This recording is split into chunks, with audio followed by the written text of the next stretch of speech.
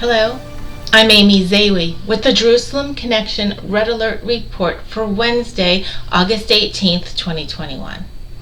Do churches sometimes forget that Jesus Christ was Jewish and lived and ministered in Israel?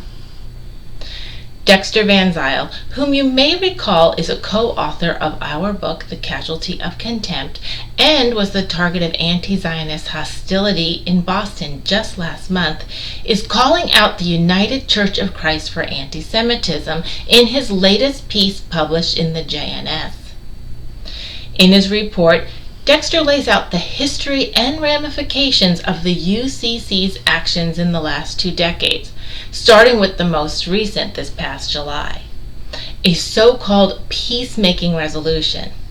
The United Church of Christ General Synod passed a peacemaking resolution that declared Israel guilty of sins against the Palestinian people.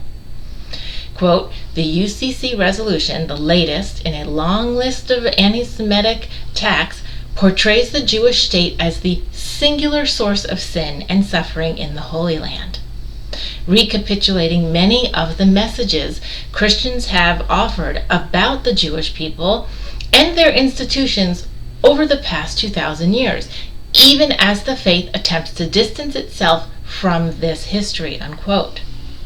Dexter lays out 2 biblical principles the UCC is violating in their actions and proclamations: the prohibition against talebearing and against standing idly by when one's neighbor is suffering or threatened. These are articulated in Leviticus 19:6.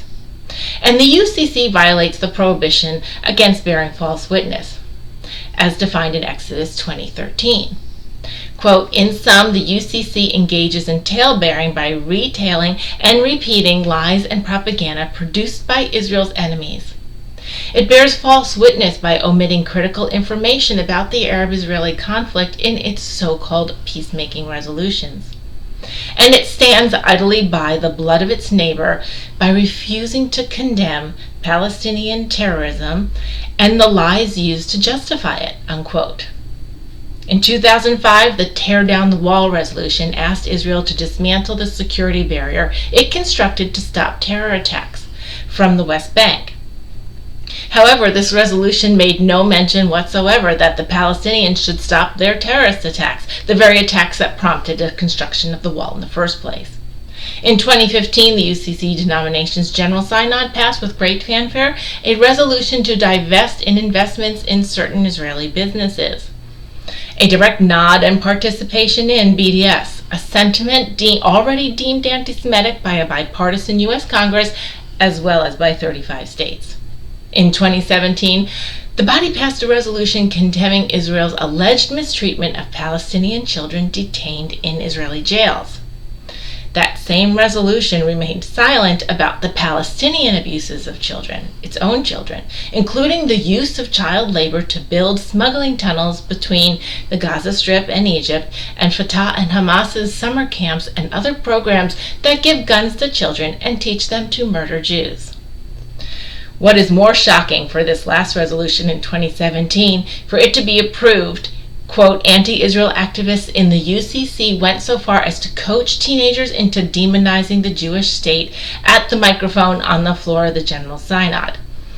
The denomination is teaching its children to demonize Israel and to be voyeuristic bystanders to violence against the Jews, unquote.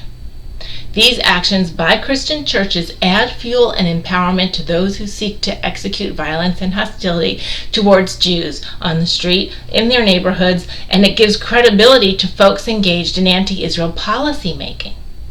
Remember, Hitler had the complicit approval of the churches in Germany in the 1930s.